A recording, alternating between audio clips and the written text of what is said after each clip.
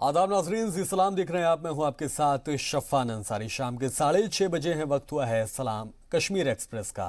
पुंछ समेत जम्मू कश्मीर के अलग अलग इलाकों में पाकिस्तान की जानिब से सीजफायर की खिलाफ वर्जी की गई है। कोई नई बात भी इसमें नहीं है। पाकिस्तान की जानिब से न सिर्फ हिंदुस्तानी चौकियों को बल्कि रिहायशी मकामात को भी निशाना बनाया जाता रहा है। अब इससे एक कदम आगे बढ़ते हुए पाकिस्तान ने मस्जिदों और जियारतों को निशाना बनाना शुरू कर दिया। एक रिपोर्ट दिखाते हैं आपको।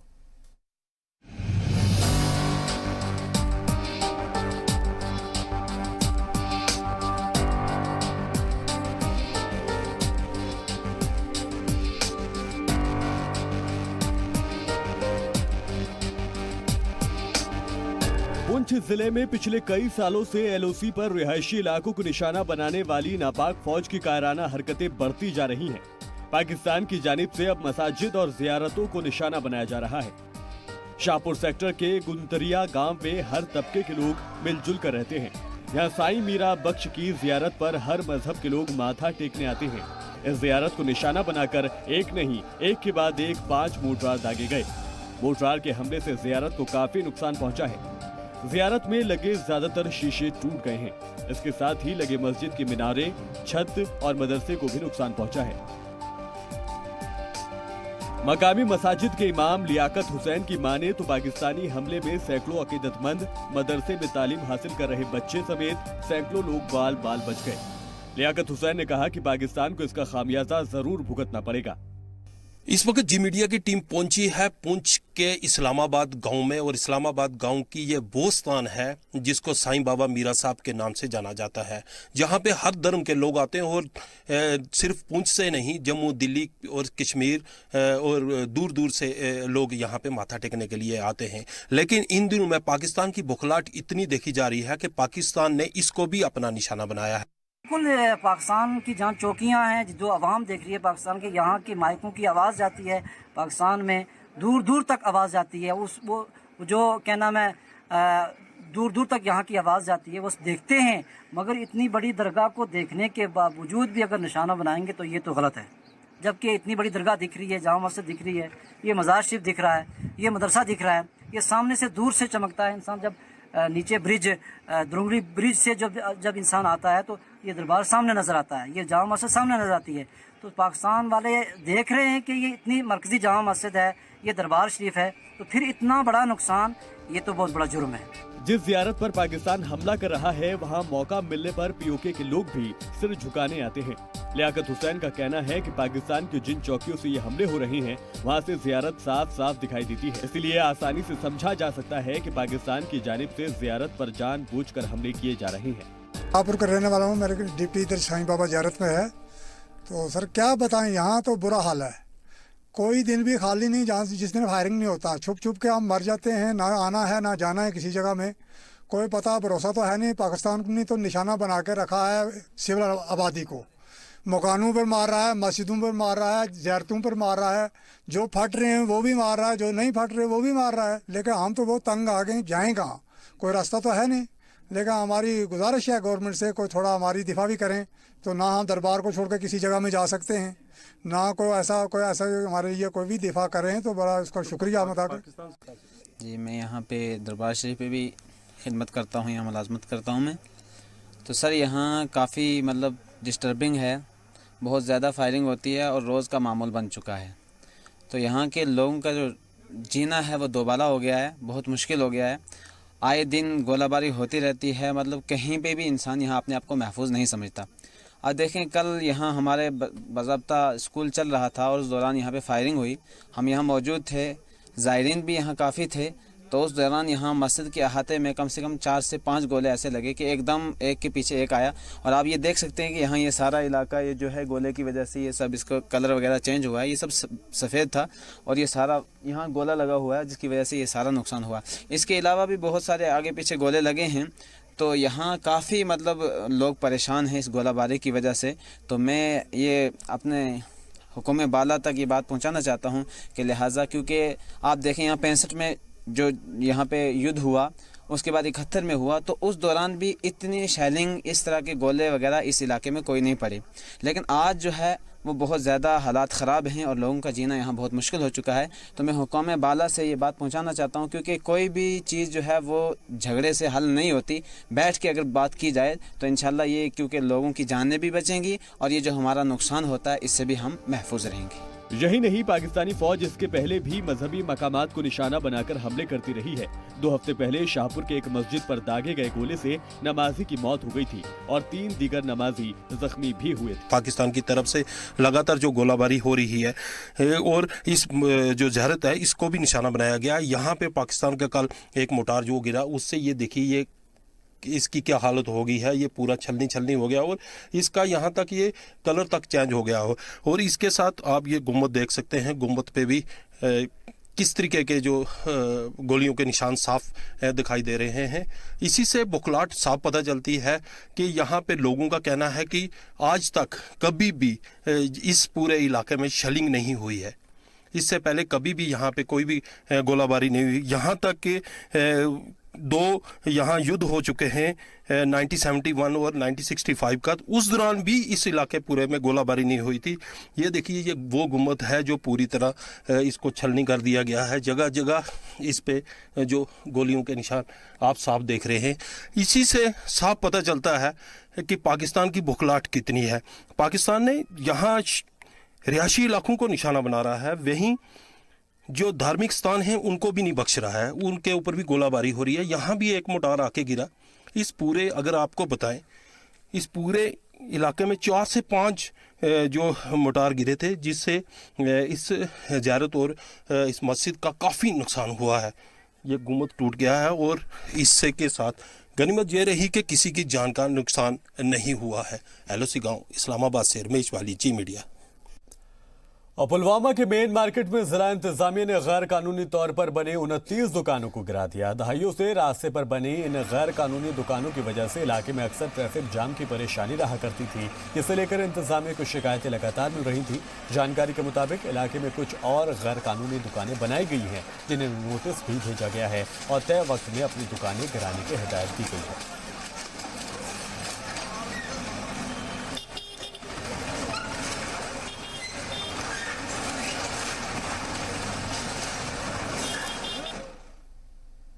गांदरबल के दूर दराज के इलाकों में आज भी कई ऐसे इलाके हैं जो बुनियादी सहूलत से महरूम हैं। ऐसा ही एक इलाका है बांदरकुंड का वुड्डर इलाका, जहां रोड, बिजली, पानी जैसी जो बुनियादी सहूलत हैं उनकी भी कमी है। एक रिपोर्ट दिखाते हैं आपको। वुड्डर इलाके के लोग खुद को ठगा हुआ महसूस कर रहे हैं। उनका इल्जाम है कि इलाके में बुनियादी सहूलत की कमी है, लेकिन लोग बिजली, पानी और सड़क की परेशानियों से जूझ रहे हैं। गांव को शहर से जोड़ने के लिए सड़क नहीं है, काम चलाऊ रास्ता है, लेकिन उसकी भी हालत खस्ता ही है। बच्चों को स्कूल जाने में परेशानी का सामना करना पड़ता है। आलम यह है कि मरीजों को अस्पताल तक पहुंचाने के लिए गाड़ी नहीं, 4 पाई का बंदोबस्त करना पड़ता है। और यहाँ बुनियादी सहूलत ये है, पुल नहीं है, रास्ता नहीं है। और एक बात है, बच्चों को स्कूल के जाने से भी बहुत हम ये सख्ती में मुश्किलात आते हैं। और एक बात है, पुल की वजह से तो बहुत ही मुश्किलात है। हमें बहुत साल हो गया, हम यहाँ बसनीक वालों को बहुत सख्ती आता है।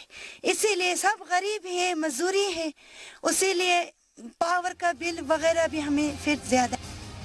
लोगों का कहना है कि इलाके में आए दिन बिजली की कटौती होती रहती है।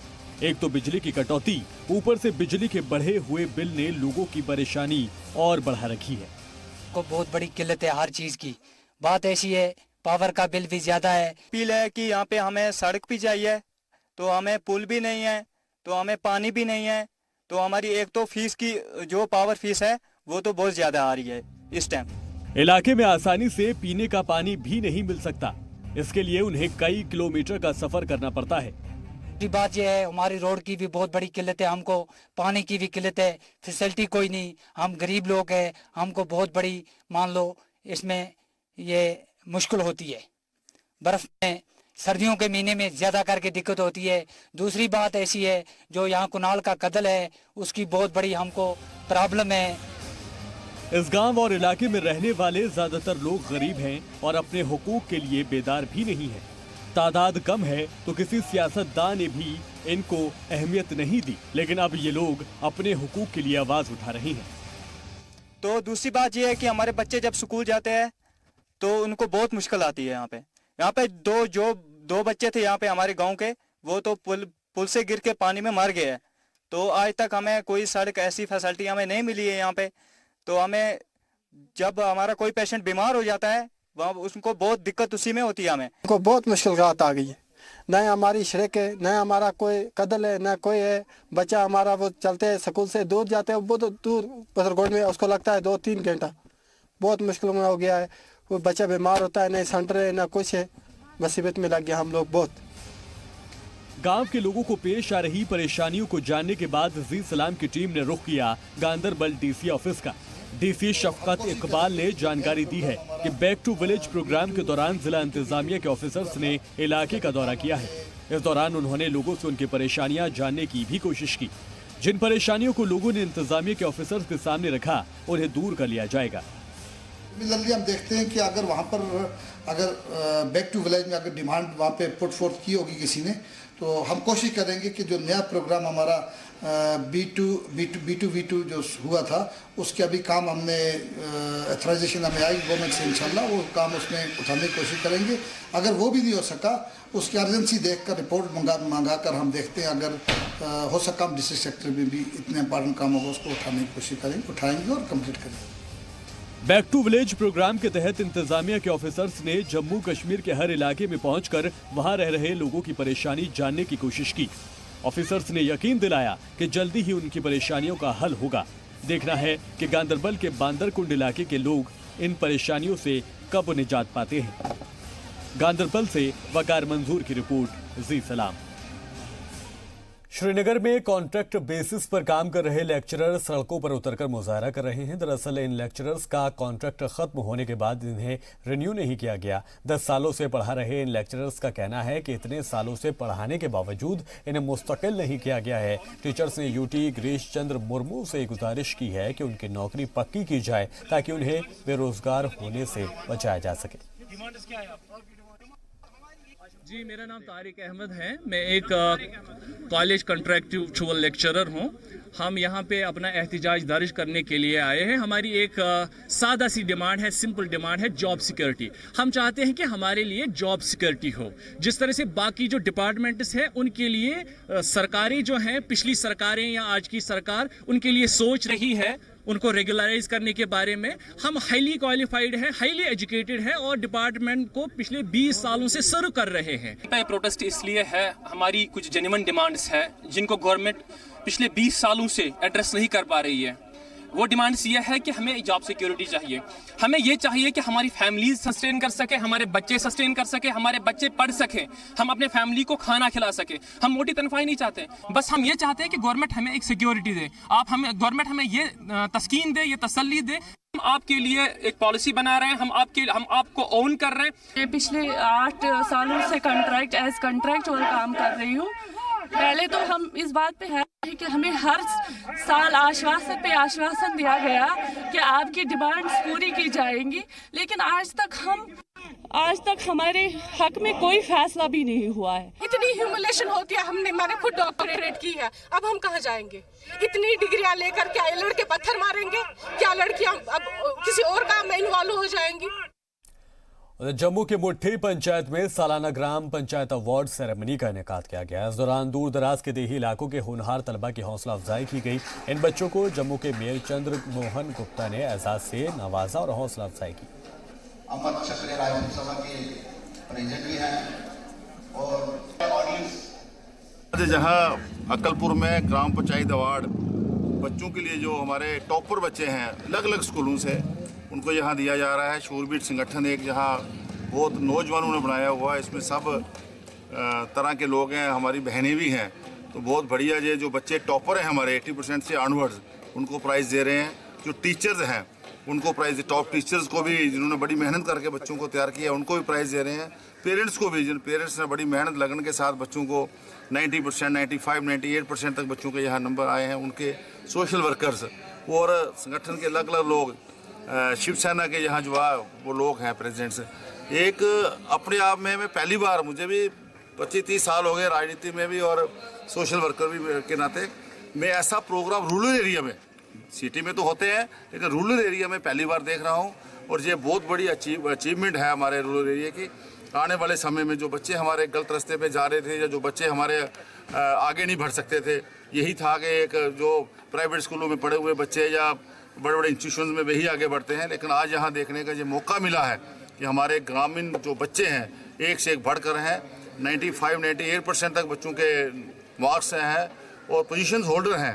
पेरेंट्स की मेहनत, टीचर्स की मेहनत, अच्छे स्कूल हमारे आजकल रूरल एरिया में बन रहे हैं। इसी तरह का अगर माहौल चलता रहा, वैसे भी हमारे रूरल एरिया से जितने IAS अफसर, IPS अफसर, KP अफसर, KS निकलते हैं, लेकिन इस किस्म का ये जो इन्होंने यहाँ हमारे रूपराज जी ने या एक्स सरपंची जो लोग हैं, इनकी टीम ने जो ये काम किया है बड़ा अजीबोगरीब है। आने वाले समय के इसके ऐसे रिजल्ट आएंगे, आप देखना कि ये ग्रामीण इलाका हमारा जो है आने वाले समय में एक से एक बढ़िया फीसर जो होगा इसी इलाके से होगा।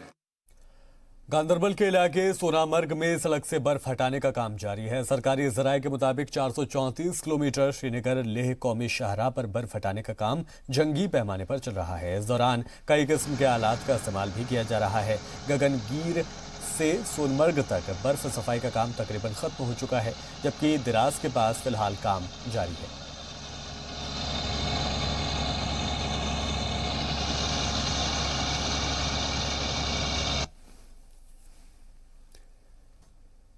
जम्मू कश्मीर के पीर पंचाल इलाके में नुमाइश का इनेकाद किया गया। दहशतगर्दी का सफाया करने और लोगों की सिक्योरिटी के साथ अमन बहाल करवाने वाली रोमियो फोर्स की तरफ से सुरनकोट में सकाफत 2020 नाम से एक नुमाइश का इनेकाद किया गया है, जिसकी सदारत Romeo force 6 sector commander brigadier SS Kartikeya और डिग्री कॉलेज सुरनकोट के प्रिंसिपल प्रोफेसर मुशर्रफ हुसैन शाह ने की, जबकि GOC Romeo force major general Sandeep Jain तकरीब के मेहमान खुसूसी भी रहे और फीता काटकर इस नुमाइश का इफ्तिताह किया, जिसके बाद उन्होंने प्रदर्शनी में प्राचीन और क्षेत्र में सदियों पहले ग्रामीण क्षेत्रों में प्रयोग की जाने वाली वस्तुओं का अवलोकन भी किया। इस नुमाइश में कदीम और जदीद चीज़ों की नुमाइश रखी गई। महकमा ज़राअत, सयाहत और हैंडलूम हैंडीक्राफ्ट के साथ ही नौजवानों को फौज का हिस्सा बनने की तरगीब देने के लिए स्टॉल भी लगाए गए थे। इस नुमाइश में तलबा, तालिबात, तहसील के सरपंच, पंचों और इलाकाई शहरियों, पंचों और सरपंचों ने भी नुमाइश को देखा।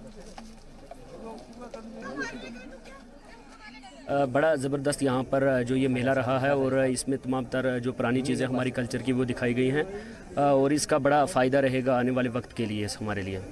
तो क्या लगता है ऐसे प्रोग्राम अगर रहेंगे तो बड़ा अच्छा इनिशिएटिव है हमारी यूथ के लिए और हमारे कल्चर के लिए। उन्होंने स्पोर्ट्स की एक्टिविटीज़ ऑर्गेनाइज कराई। यहाँ हमारे खिता पीर पंचाल में बहुत ज़्यादा स्कोप है स्पोर्ट्स का। ग्राउंड्स हैं हर जगह, जहाँ पे भी जाएंगे बड़े बड़े ग्राउंड्स हैं और आर्मी कोशिश करती है कि नौजवान जो है उनको इन एक्टिविटीज़ में इन्वॉल्व किया जाए। और over a period of time बहुत सारे लोगों ने पहले भी बात की, मैं भी इसी में ज़िम्न में बात करना चाहूँगा कि आज के दौर में जो ये ड्रग्स का फैलता हुआ जाल है उससे नौजवानों को दूर रखने के लिए मैं समझता हूं इसका एक बहुत बड़ा रोल रहता है। मैं सुरनकोट में रहने वाला हूं और मैं बहुत शुक्रगुजार हूं कि हमारे साथ जो आर्मी ने ऑर्गेनाइज किया और हमारे लिए बहुत कल्चरल के साथ साथ और भी ऐसे लोग मुतासर हुए हैं, इससे बहुत शुक्रगुजार हूं इसके साथ, क्योंकि हमारे लोकल पीपल जो थे इस चीज़ से अवेयरनेस उनको नहीं थी कि हमारे कल्चरल के अच्छा एस्पेक्ट होगा ऐसा।